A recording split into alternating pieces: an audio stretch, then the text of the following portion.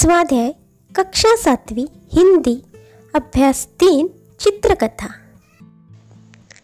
एक छोटे से गांव में दो दोस्त रहते थे। एक का नाम था राम और दूसरे का श्याम। दोनों बहुत मिलजुल कर रहते थे। कोई भी काम हो तो साथ में ही करते थे। दोनों में इतनी गहरी दोस्ती थी कि लोग उनकी दोस्ती की मिसाल देते थे। एक दिन वे दोनों किसी काम से शहर जा रहे थे। शहर काफी दूर था, रास्ते में जंगल भी पड़ता था, इसलिए वे साथ में खाने की सामग्री लेके जा रहे थे। चलते चलते उन्हें दोपहर हो गई। उन दोनों को भूख भी लग गई।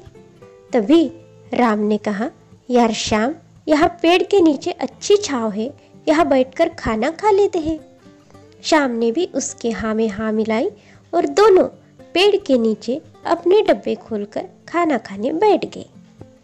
खाना खा ही रहे थे कि पीछे से डरावनी आवाज आने लगी। जंगल बहुत घना था। रामू डर से कांपने लगा, पर श्याम ने उसे धीरज दिलाया कि मेरे होते हुए तुम्हें डरने की कोई आवश्यकता नहीं है, मैं हमेशा तुम्हारी मदद करूंगा।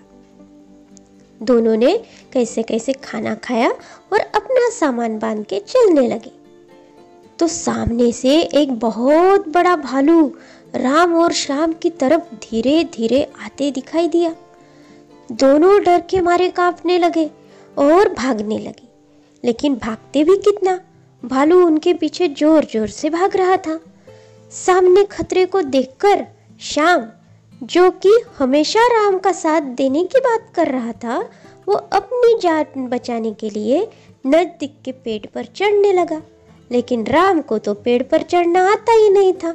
वो अपनी दोस्त श्याम को बोल रहा था, श्याम, मुझे पेड़ पर चढ़ना नहीं आता है, मुझे भालू खा लेगा, मैं क्या करूं?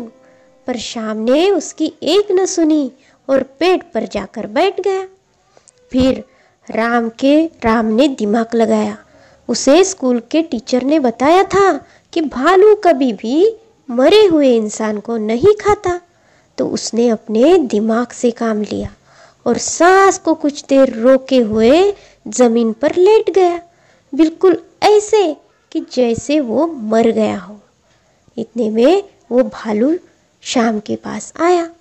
उसके शरीर को पूरी तरह से सूंघा और मुआयना किया कि ये मरा हुआ इंसान है, और वो उससे आगे निकल गया। पेड़ पर बैठा श्याम यह देखकर हैरान हो गया और भालू के चले जाने के बाद वो नीचे उतरा और राम के पास गया और पूछने लगा, अरे भाई राम, भालू तुम्हारे कान में क्या कह रहा था? तो रामू ने कहा, सुनो, भालू ने मुझसे कहा, जो बुरे वक्त में तुम्हारा साथ छोड़ दे वो तुम्हारा सच्चा दोस्त नहीं है। ऐसे दोस्तों से अलग हो जाने में ही भलाई है।